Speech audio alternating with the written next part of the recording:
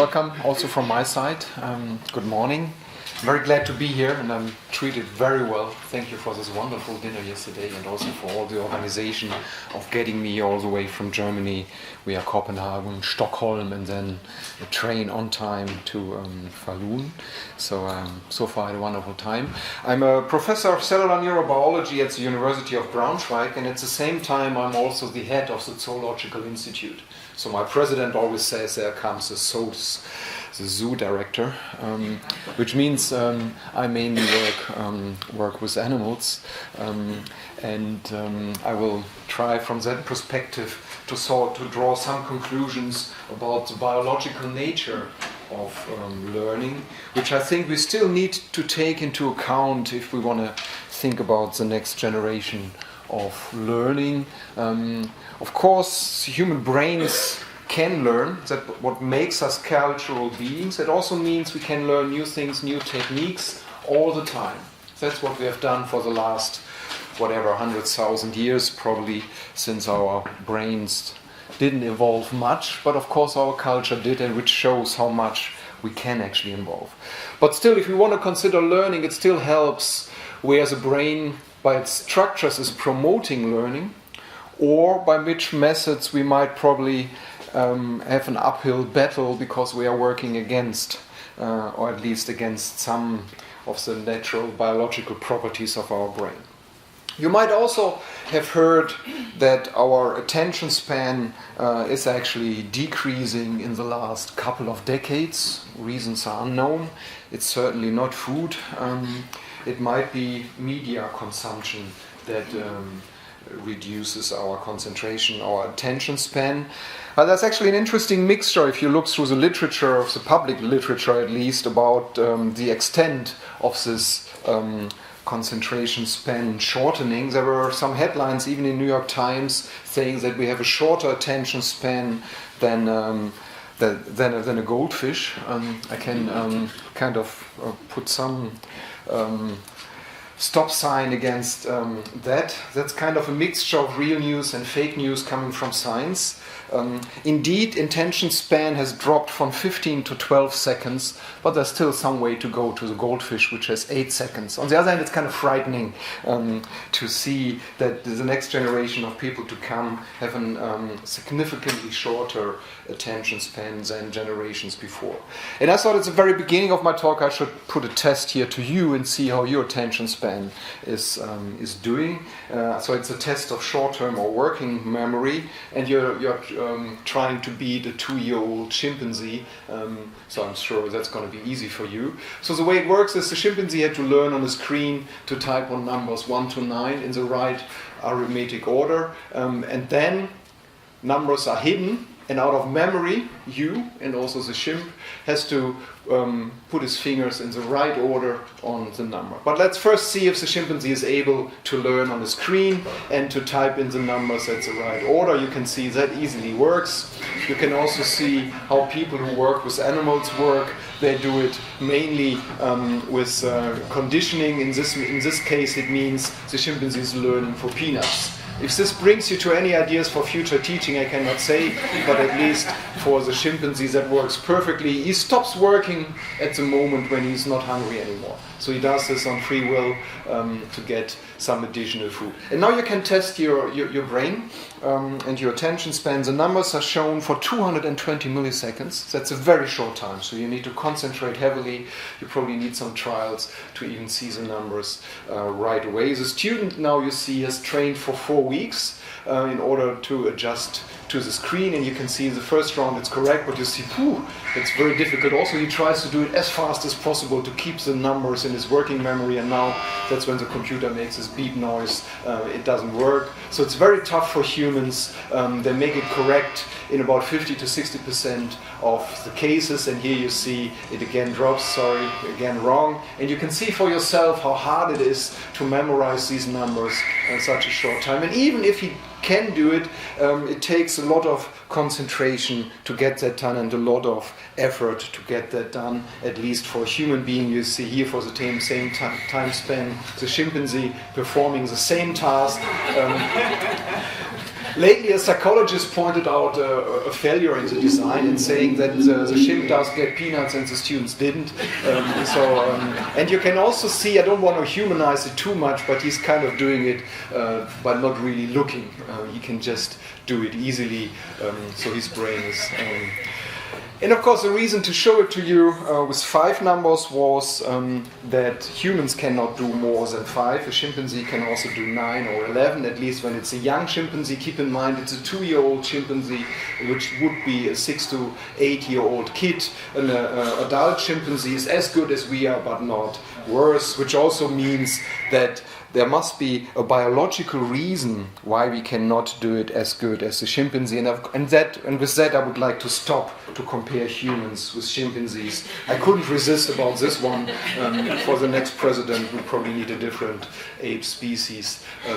So what makes me think about this experiment is, and it tells you a lot about how our brain is wired, because we don't try to store information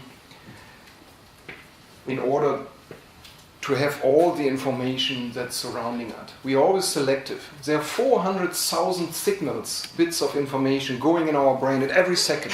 So the brain needs to be selective with these information. And only a few of these bits and bytes finally end up in our memory processes. And not because there's a limited space in our brain. It's mainly because our brain needs to keep in mind the recall. Because in a millisecond, or in seconds or minutes, we switch between driving a car and all the knowledge that's needed to driving a car, than sitting here in a lecture hall and listening to a complete different topic, and in the coffee break to know our colleagues from different cities, towns, countries, universities, and so on. So a different knowledge base as well. So we need to keep that into account. So we store memories, not trying to store as much as possible. Actually, on the contrary, we only store information if they are emotionally relevant, if we can associate to them, and if we feel like they might mean something. And of course, numbers on the screen don't mean anything.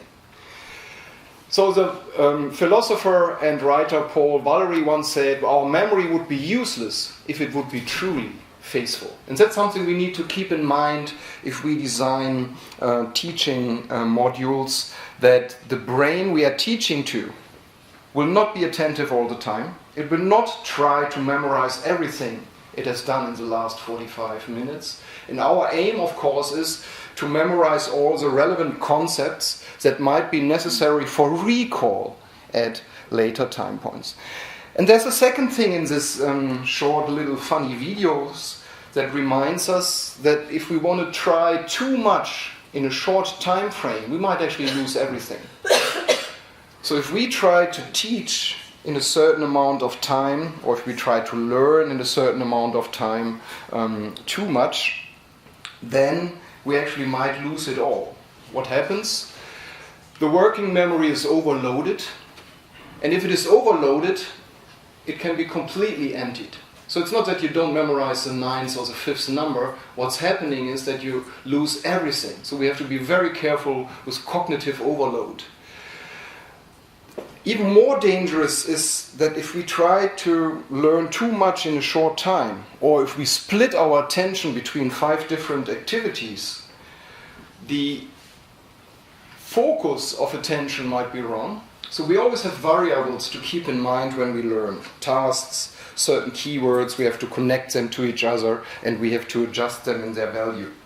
If we try to memorize too much in a short time frame, or if we might process too much information in a short time frame, we might actually lose our value of certain variables, which means we can make wrong decisions without noting it.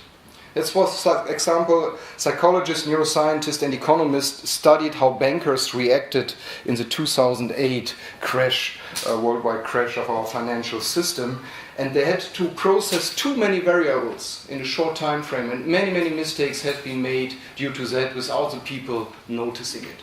The other thing is the error rate increases quite tremendously if you try, for example, to do multitasking during learning. You feel extremely effective and efficient and you don't realize how many mistakes you are making. And the other thing is you can actually measure that this is stress for the brain. So the stress hormones in the blood increase a lot if the brain has to process too much information in a short time frame.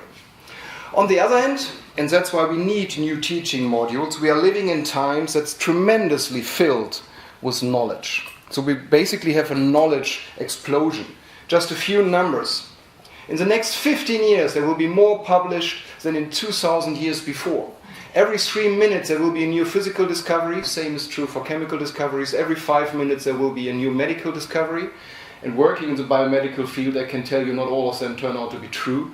So we have to adjust even that. Worldwide knowledge will double every 5 years. Software knowledge will be renewed every 12 months. So which means we are living in times where we cannot avoid this overload of information and knowledge, and we somehow have to adjust to it. So the question is, can our brain adjust to it? Or is this Gary Larson cartoon quite true, that what this guy is saying to the teacher, that he needs a break because his brain is full? And when I talk to people in industry, they very often agree. They say, this is just too much of everything. What's happening here? So what's the problem? We have a cognitive overload, and meant with that is information flowing into our working memory. That's a cognitive load. And when the load exceeds our mind's ability to process and store it, we are unable to retain the information. That's one thing. But the next thing is we cannot make any connections with other memories, and we cannot translate the new material into conceptual knowledge, and that's what we want in the end. So here, less is more, and we need to keep this cognitive load into mind. And if students have already a high cognitive load, because during learning they try to use different digital medias for different purposes not related to learning, the cognitive load is already very high. And then during learning in this situation makes it very hard to make especially this conceptual knowledge. And this is really the bottleneck of our memory. Our working memory is extremely weak. It's small and it cannot handle more than 5 to 7 objects at the same time.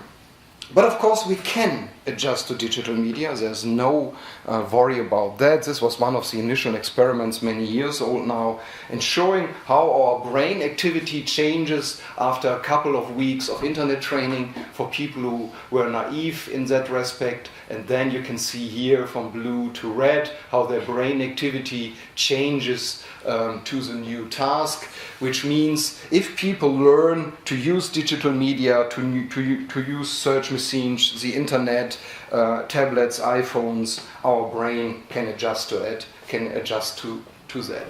There's a trivial news in here that's related to the temporal lobe. In our temporal lobe, we store everything that we learn. And of course, when we learn something in the brain, something physically has to change. The structure and the function of neuronal connections is changing, and the place for storage is this temporal lobe in the neuronal networks here mainly. The surprising thing was that there are also changes in the frontal lobe.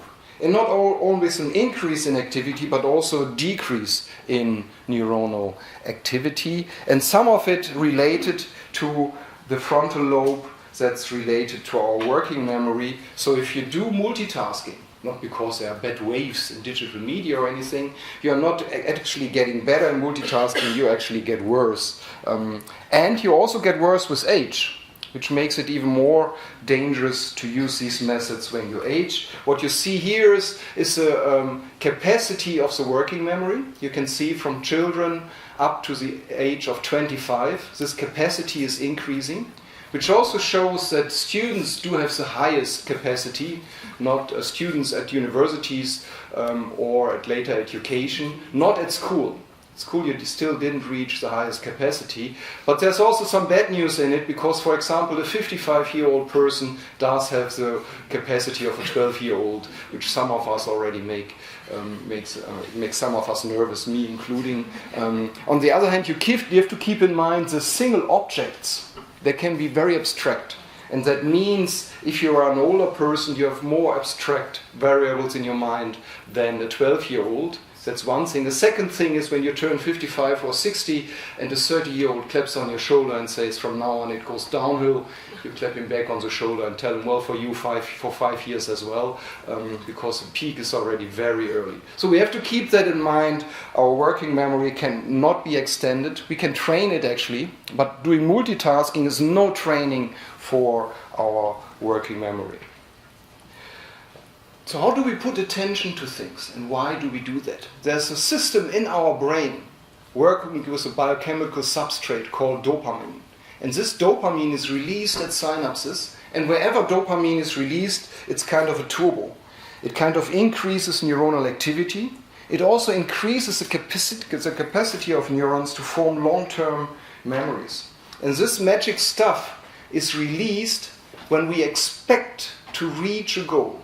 So it's expectation that drives attention. And you have to keep in mind there's always competition between thousands of thoughts running around in our brain, thousands of sensory information. And in the moment, if you focus on this presentation, your mind is kind of defending this attention to the screen, to all kinds of other things coming to your mind. Family business, what you had for breakfast, latest discussion with your colleagues, what talk comes next, how is the day planned, there are things going on in the room, there are flowers standing here, I just realized, and so on and so on. So there would be a lot of distraction. And our attention, I mean, if your motivation is high and if you feel like you get something out of this talk, you might put your attention on the screen, and the biochemical substrate that allows you to do that is dopamine. And it works by expectation.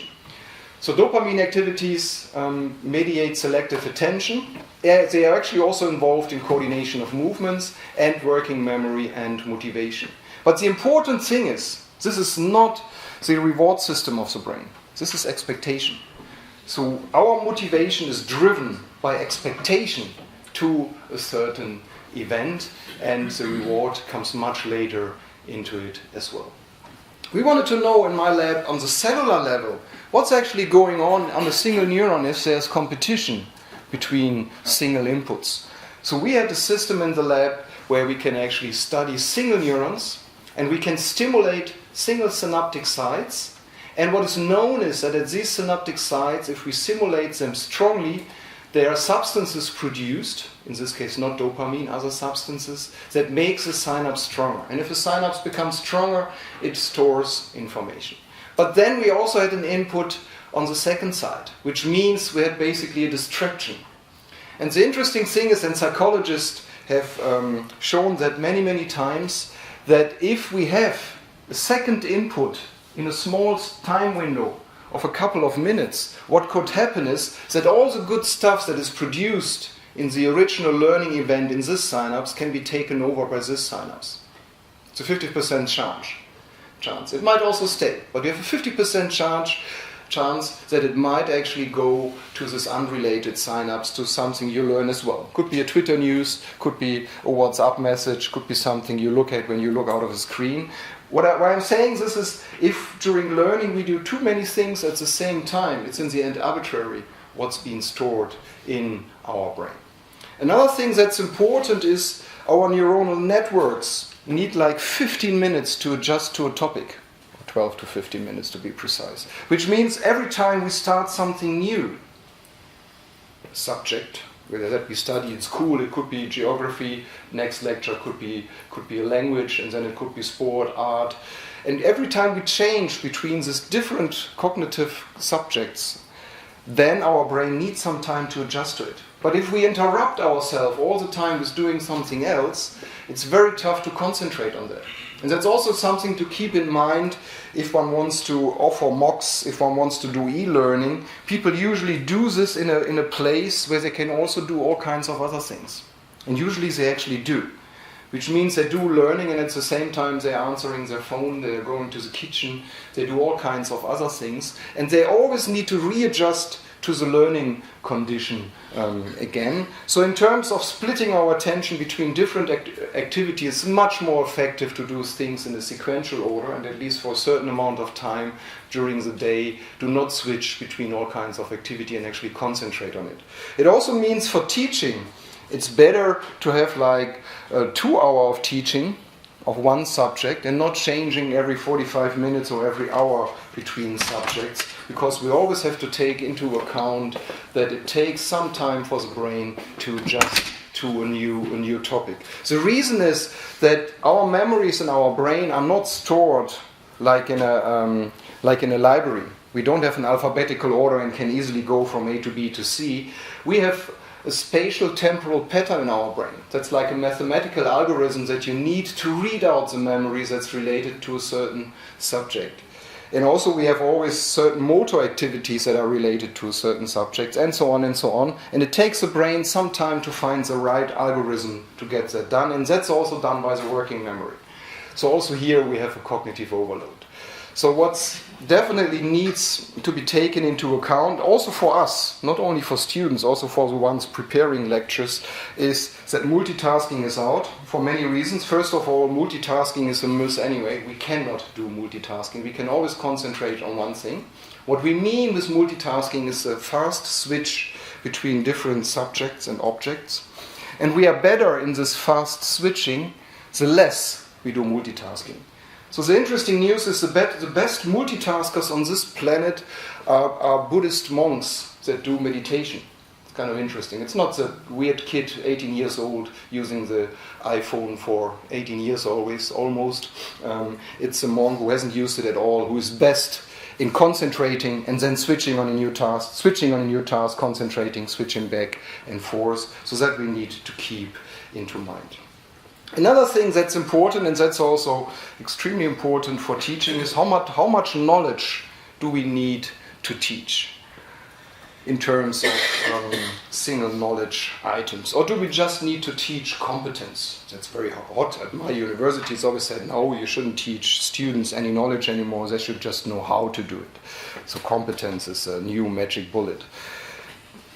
And students kind of agree to it. So if I, for example, if they have to write an examination in one of my courses, they're actually not allowed to bring their smartphone, tablets, computers. They're not even allowed to bring their smart watches. And they're very angry about it. Because they say if they are out of this examination, they can all look it up. So why is this artificial thing? It would be like working in a lab and your hands are glued behind your back.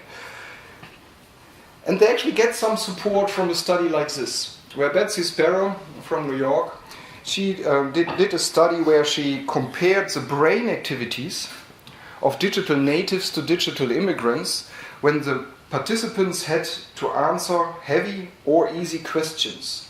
And the interesting thing is, if digital natives, so the ones that use the internet since they are 12 years old for many hours, so basically all their learning experience comes from internet interaction.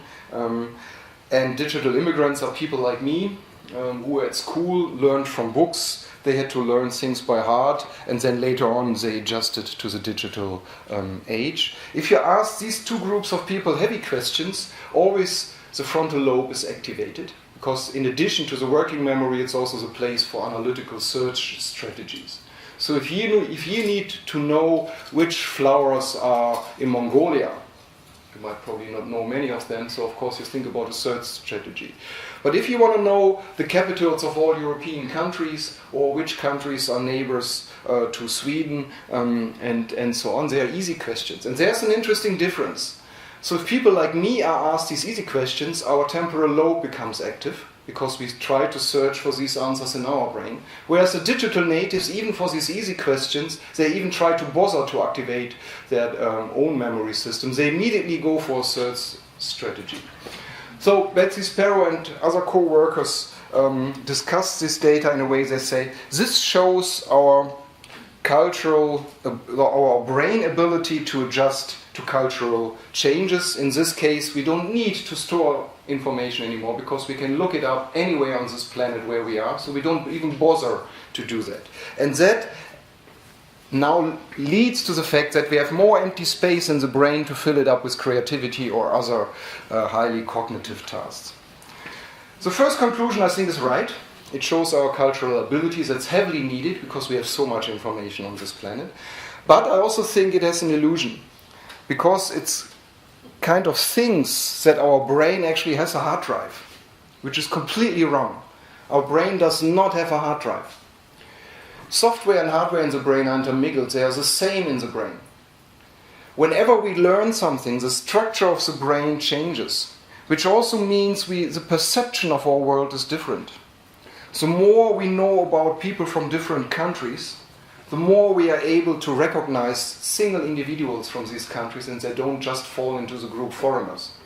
The more we know more about music, the more we are able to distinguish different types, flavors, qualities of music from classical pieces, but also from modern ones. If I talk to people at a botanical institute, and I go around with them in my own town where I don't think there are any flowers, they all of a sudden point to flowers on the left and right side of the street, which I haven't even seen. Same for people who are real zoologists. I mean, I'm not a real one, I'm a neuroscientist. The real zoologist can distinguish between hundreds and thousands of different beetles. For me, they're just beetles. What I mean is, whenever we learn something, the perception of the world is different, and you only become an expert in a subject if you distinguish of what you see and experience in certain categories related to being an expert in a field. So that means we actually still need to know something. Also to be creative. All the creative people, think about Einstein. I mean, he was the head of a Kaiser Wilhelm Institute, he was the head of a patent office in Bern and Zurich and so on. So he knew a lot about physics before he discovered new things. Discovering new things means that what you know, you put into a new perspective. But it doesn't mean you can have new ideas from nothing. So what I say is that we still need to know a lot, and we should not think about the brain as having a hard drive, and we can just then have an external hard drive on a Google or on some of these clouds, and then have all that available. So we need both. We need the capability to search for things. We need the capability to externally store information, but we still need to know a lot. And I think the real demanding task for people like us is to now find the balance between learning something new, learning new concepts, new methods, and new ways to learn, but also at the same time to store some information.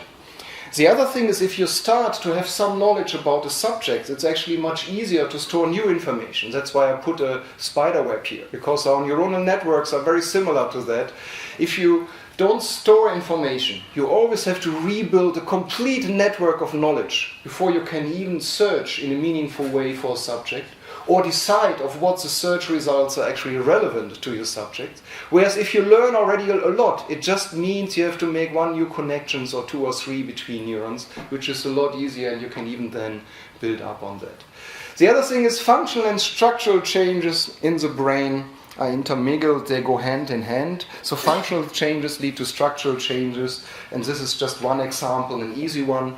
Here, people had to learn to juggle with 3 balls. Students had to learn it for 6 months, and the brain areas that make it possible that we can do that all of a sudden are brain areas that coordinate eye activity with hand activity. And these areas have been known. They have been measured before the experiments. 6 months after training, you see that they become a lot larger. And then the students were not allowed to learn for 6 months, so they became smaller again, like a muscle. But you can also see, in comparison to the original situation, it still stayed larger. That actually means that if we learn something in an intensive way, there are structural changes in the brain that actually last for a long time.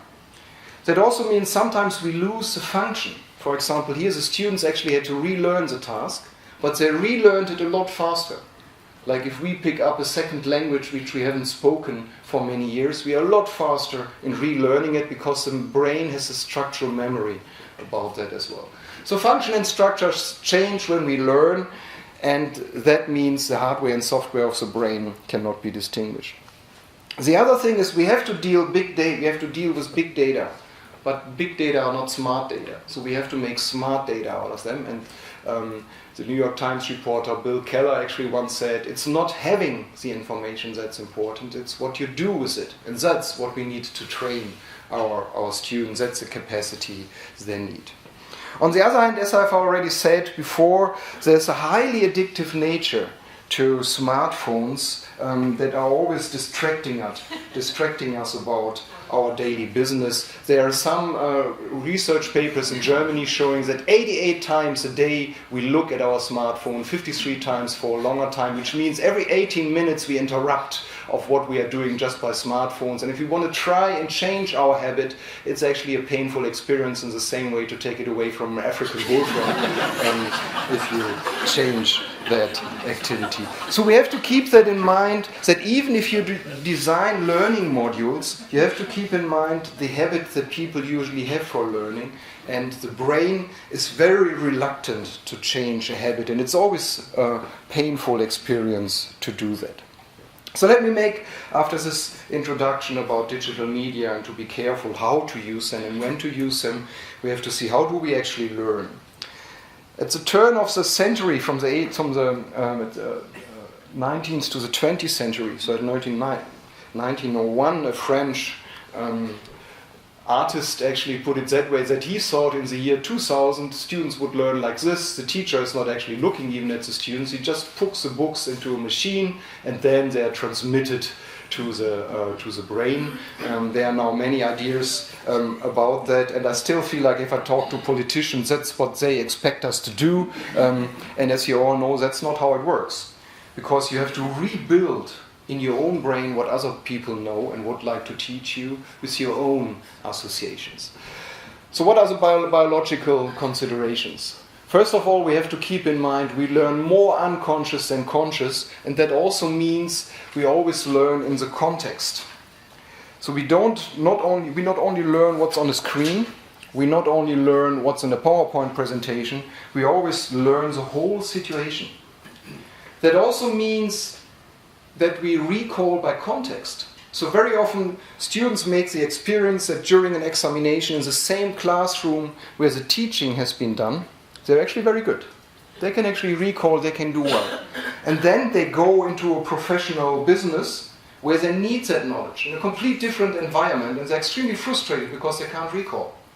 And then the industry comes to us and says, what did you teach these people?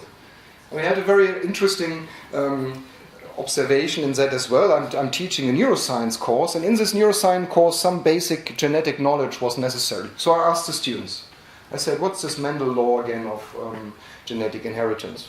Looked at me blank, never heard about it. I said, oh come on, you must have heard that, it's cool even. So I went to my colleagues and said, what are you teaching these people? You're teaching all this fancy molecular biology, and the basics you're not teaching anymore.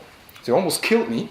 They were extremely furious and saying, no, of course we did that 100 times. So they went back to their students and asked the students, and the students immediately gave the answer. Not even recalling that they couldn't recall the question and the answer when I was asking them. So why couldn't they? A neuroscientist asking a genetic question was completely out of the question, was completely out of context. It's like us seeing a colleague on a market and not at university or at work. All of a sudden you feel like, oh, I know this person. What was the gap? Come on. So you see how difficult it is. That also means if we would like people to memorize things, we even have to consider of teaching them or letting themselves learn something in a different context. Because if the brain from the very beginning has a different surroundings of learning for the same stuff, it's easier to recall. That's what I have in mind. The other thing we have to keep in mind, it needs time. Because if we learn the same things, the same facts, the same analytical structures in different places, it takes time. It takes repetition. And indeed our brain needs repetition. On the one hand, we need to learn how things come together. We need to learn how to make arguments. We need to learn about the history of human mankind and so on. But also we have to hear and learn about it more than once. The brain needs repetition. It's boring, but it needs repetition, and we need to make that as fanciful as possible. On the other hand, our brains also run on energy, and actually not very good in saving energy. Our brain only weighs 2% of our body weight, but it uses 20% of the body's energy.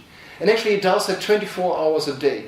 So our brain does not even shut off at night, which has a certain advantage because we actually learn when we sleep. But please don't advise your students to take a book under their pillow. They're not going to learn anything new when they sleep. But when we sleep, there's a recapitulation of events that happened during the day, and they are repeated all the time at night, which means if you want to be a good learner, you should also make sure you sleep a lot and do not this student habit of learning a lot before examinations and skipping sleep. That's the most stupid thing you can do. So it also needs oxygen, same as energy. 20% of our blood oxygen goes into the brain, which also means a very trivial thing to make sure that the classroom has enough oxygen.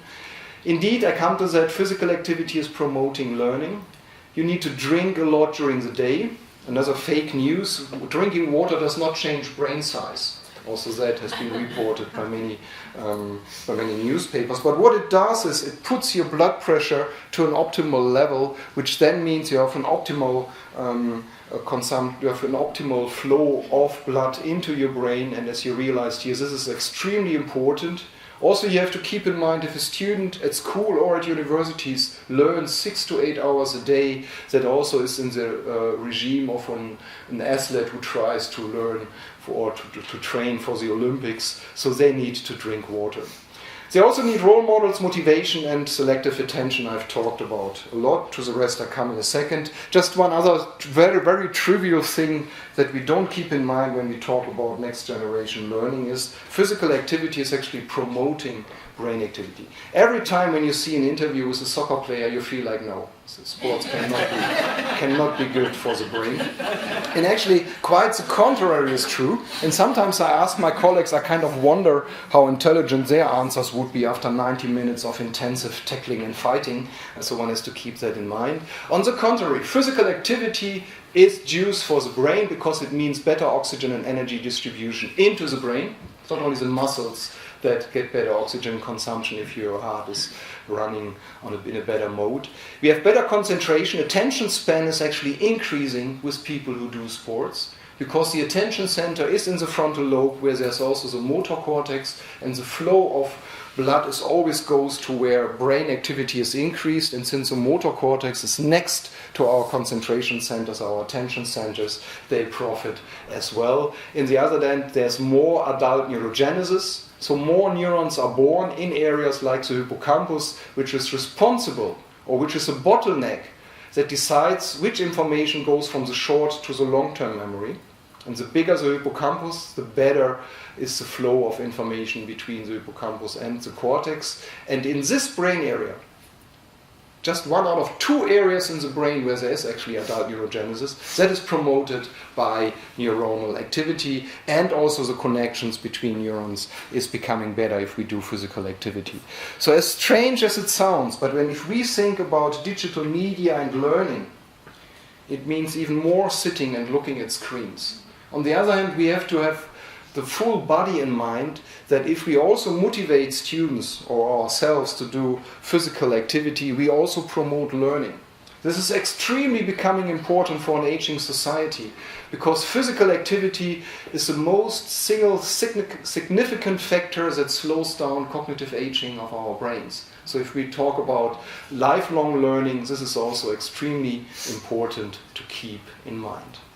So again, coming back to role models and our social brains, we do have social brains. We have evolved in groups of 30 to 70 people. We have never been alone in our evolution, sitting in front of a screen or alone in our cave. There was always been colleagues. So atmosphere and context matter a lot for us as learning beings. And if it comes to learning, we are of course very selective.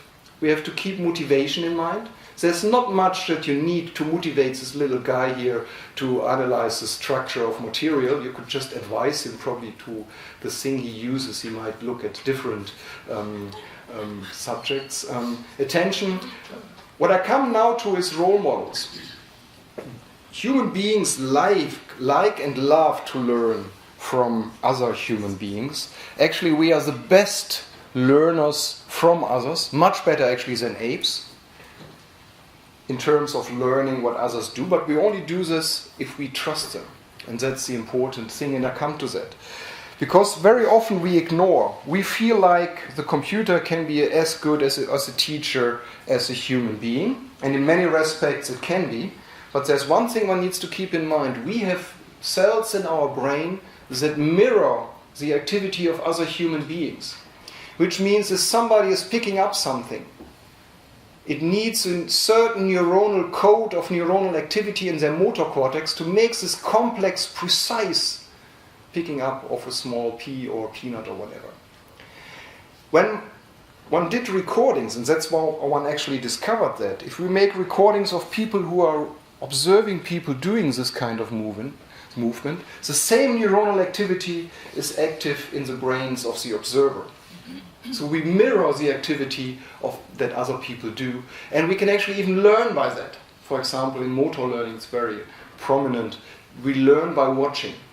But also we do this with more cognitive demanding tasks, and also our ability to learn from others, even from fathers, very useful things we can learn. It's even a learning form that works between gender, and our capacity to empathy.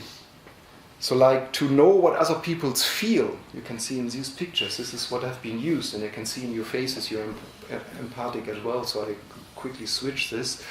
So people have studied that. So people have studied not in terms of movement, but in terms of feelings. And what came out of it, if we look at somebody who has pain, and if we know that person very well, so we trust their expression in their faces, then the same neuronal networks that code pain in the person that has pain are activated in our brains. But only if we know that person, or if we trust his or her feelings. This has been done with student couples. For one person, they actually had real pain, and the other person was observing that, and they were in one of these magnetic resonance imaging machines, so their brain activity could be recorded, and that was the outcome of that. But not only for feelings, also for thoughts. We always try to think what other people are thinking, and we only follow them, and we only trust them if they are authentic. As I said before, no other species learns as good from group members as humans do. Teacher, parents, supervisors transmit more information about the gesture and how they feel than what they actually say. So 70 to 80% of human communication is nonverbal, which also means if you are not authentic and if you teach something you don't believe it, you don't realize it yourself, and the student not consciously might realize it, but our brain realizes this person does actually not mean what he says, because body gesture, the way we say things, even smell, doesn't fit to what we say. So studies consistently show that the appreciation of the subject by the supervisor, in this case not by the students, or teacher, is more important than his didactical skills, which does not mean didactic is not important. It just means that when we teach something, we actually have to ask ourselves before how much actually we believe in that, how enthusiastic are we ourselves. And also we have to keep in mind that human beings love to learn from others, and not only from teachers, especially also from their peers, and we should use it as an advantage. So if you want as advice from a neuroscientist, which is just one advice you should take into account for learning, be careful with the dosage of e-learning. Human brains love to learn from peers and mentors. Mix new learning forms with classical method, like for example it is done with blended learning, because there you kind of put into mind the human nature of learning. Also, one should keep in mind there's not just one memory in our brain. We do have different memory systems. One of them are explicit, for example, autobiographical memory, semantic memory of facts, like for example, what's the capital of South Africa? It's actually not Cape Town, but it's an important town in South Africa. But we also have, and that's also very important, all our routines, all our habits are stored in our unconscious memory version. And this unconscious memory version is also heavily connected to our limbic system, which stores information about feelings. That also means that feelings and facts are interrelated to each other, and we also need to take into account the learning history of the scholar, because the feelings to a subject determine how many facts are actually transmitted, for example, from the hippocampus into the neocortex. And if we have a negative feeling to a subject, or if we are trained in a subject where we have failed many times, the expectation of the brain is not to store many facts because we have failed anyway. So we also have to take that into account for teaching. And as I've said before, the hippocampus is one of the main areas that does the translation here from the short to the long-term memory. But also when we recall, we need this hippocampus. And it's interesting how this brain structure actually works.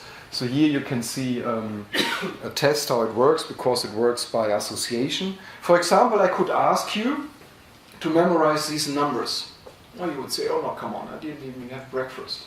I don't like numbers anyway. So at least for German students, it would actually help a lot if I would put some points in there. Also for your brains, all of a sudden you don't look at them as single numbers, you look at them as two entities. This is now one chunk of information, because it's obviously a date, and this is the second one.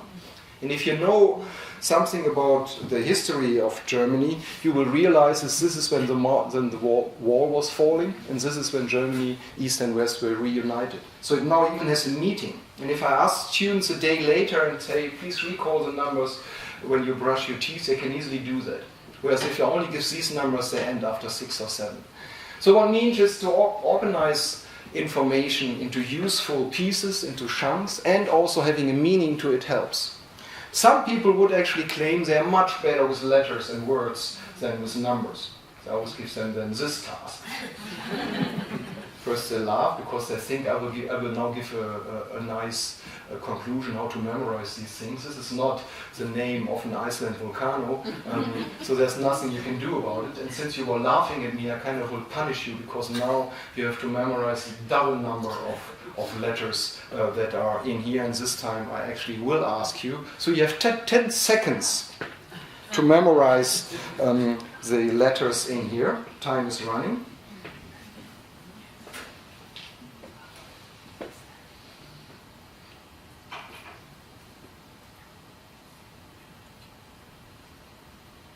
Alright, so now talk to your next neighbor in the row and see how many of these letters you can recall. You again have 10 seconds. Let's see how much you can do.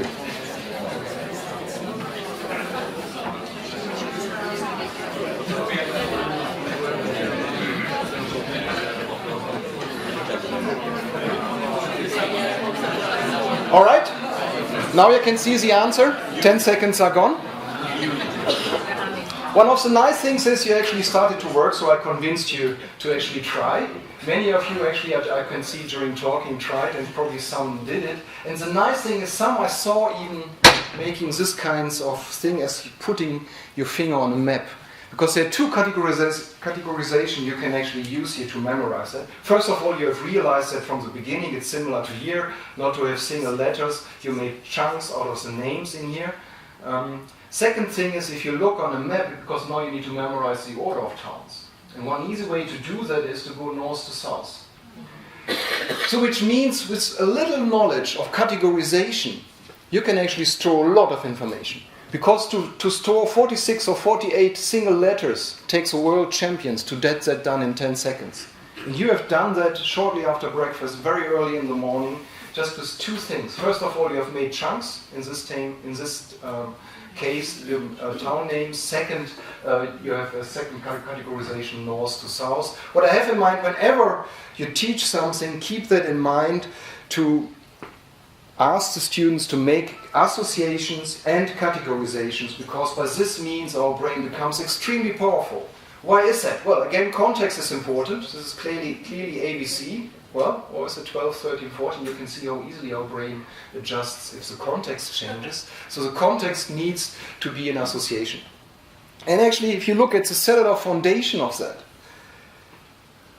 you're kind of wondering, how can neurons do that? And in the 60s of the last century, the people from the immune system were much more successful in trying answers how actually the immune system stores information about the pathogens that we have seen anymore, because the number of antibodies to bacteria that has invaded us before is 1 million times higher than the first invasion. So there must be something in the single structure of antibodies that makes us respond to this situation. So neuroscientists thought, hey, there might be single molecules that can actually store information. And after they had made this hypothesis, what they did is, I think, a very cruel experiment. Rats had to learn to avoid the dark.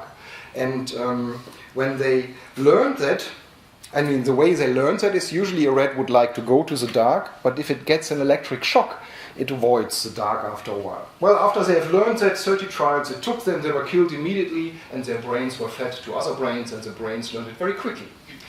And the New York Times concluded if this would be true, it would be kind of cool. I mean, not for the professors, because it would mean you can actually eat your professor in terms of learning. Learning is not done that way, luckily for us, unfortunately for the students, because we learn if the strength of synaptic connections is changed, and there's a simple rule. If the pre- and the post-synaptic side are strengthened at the same time, we become better in our learning experience, and that's a simple rule of association. That's the second and last memory test I would like to do with you, to see how our memory system works. So you should now memorize a number of words, and I will ask you later which word was on the list and which not. And this time you don't play against a 2-year-old chimpanzee, you play against me. So let's see if you have a chance now. You need to concentrate, but I'm sure your hippocampus can do it. Don't worry if you think that's kind of fast, your hippocampus can do it. So I will read the list. First word is thread, pin, eye, injection, syringe, sew, sharp, arm, point, pain, haystack, hand, stitch, doctor, knit. Alright, I'm sure you have memorized it. I forgot a mean thing. You need to do some calculations in between, because I would like to have a working load on your working memory. 5 times 9, 5 times 25, that's always the easiest one. 13 times 5 makes you think. 9 times 7. Alright, you all got it right, but you don't get a point for that. It's 0-0. Which of the following words was on the list? The majority of answers counts. You get a score, or I get a score. First word is sugar. No. You're right. You were reluctant, but you were right. Thread. Yes. Oh, second to 0. Shit. Sweet. No. I'm going to lose that one. Needle. Yes. You know about the needle, I actually take that as 2 points for me, because I knew you would do it wrong. So now look at the list again, and then you can see how your hippocampus actually did the task. Keep in mind you won. And I was extremely fast when I gave the words. So there's a certain association between all these words, which makes it extremely unlikely that sugar and sweet are on there, because they are all connected to haystack, to what the doctor does, to stitches, to needles. But unfortunately, needle wasn't on the list. The other interesting, but it shows you how the hippocampus works. I needed to have this mistake in there to show how you actually did the task, because keep in mind you won. You won 3-1, easily actually. But you made this mistake because the hippocampus, by association, puts in the wrong word. And if I would have asked you not 2 seconds after the list, but 2 weeks after the list, 20% of you would actually believe the needle was on the list. No, Martin. You are wrong. You don't memorize your own talk. I can see it in my own eyes. It was at position 3. The real problem is the law system, and also for our own memories, because they are not always precise. On the other hand, it also shows that our memory systems can actually change, and what they do is our current emotions go into our last recall of a memory. So what we recall is not the original event, but the last time we recalled it. It's all very new neuroscience news, but of course Charlie Brown knew all about it when Leo said, I think it is wrong to always think about what happens tomorrow, we should just think about today. Charlie Brown said, no, that would mean resignation. I still hope that yesterday will become better. And with that, I'm open for questions from your side. Thank you for your attention, and let's see what kind of question you have in mind. Thank you very much.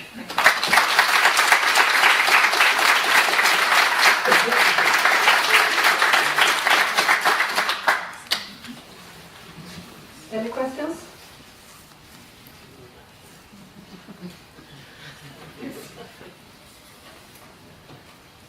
You must ask questions, otherwise I keep on talking.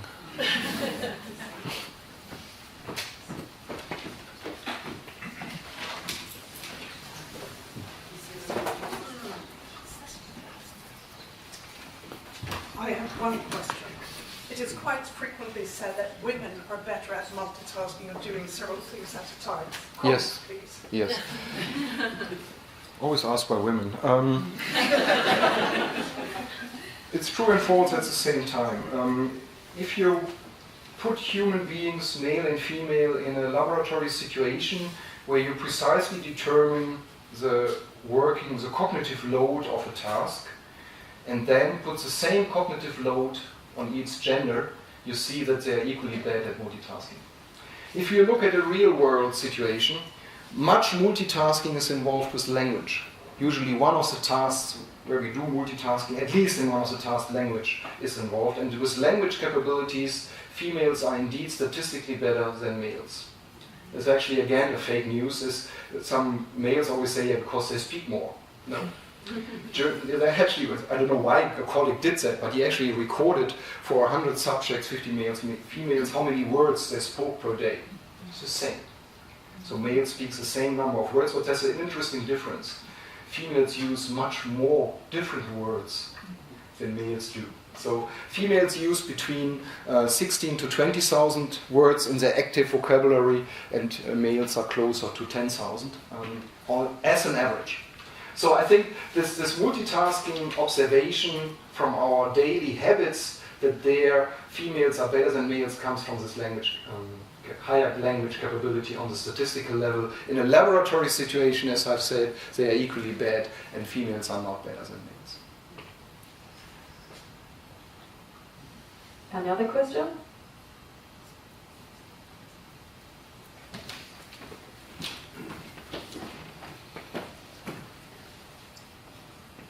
I'm interested in the brain where you have the front lobe and then you have the lower part of the brain, and you said that the natives used the front lobe very much. I'm curious about the lower part. Does it mean that we will get more, that we will have more fantasy, that we will be more creative?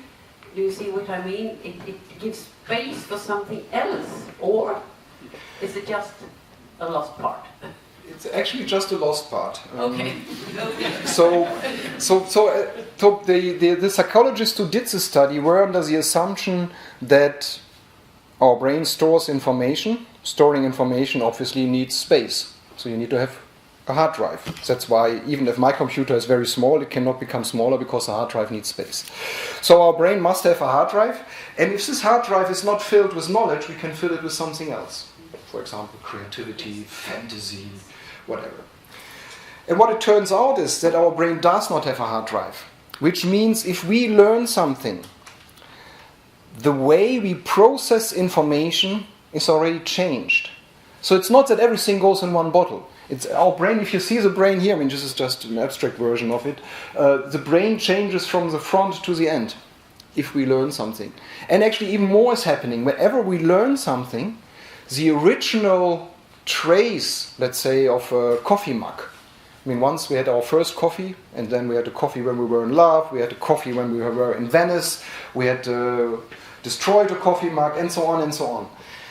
Each time, this new association is put in association with the old one. So the concept changes. Also there are structural changes in the brain when we learn something. And if we want to be creative, what does creativity mean? Creativity means we find an original solution in a situation where other people don't find a solution. So in a tough situation, that's what, I mean, we can have different ways to argue about creativity, but one way is to put things together in a new way. That also means you put in facts and news and everything you knew about a subject in a new way, but it still means you need to know something.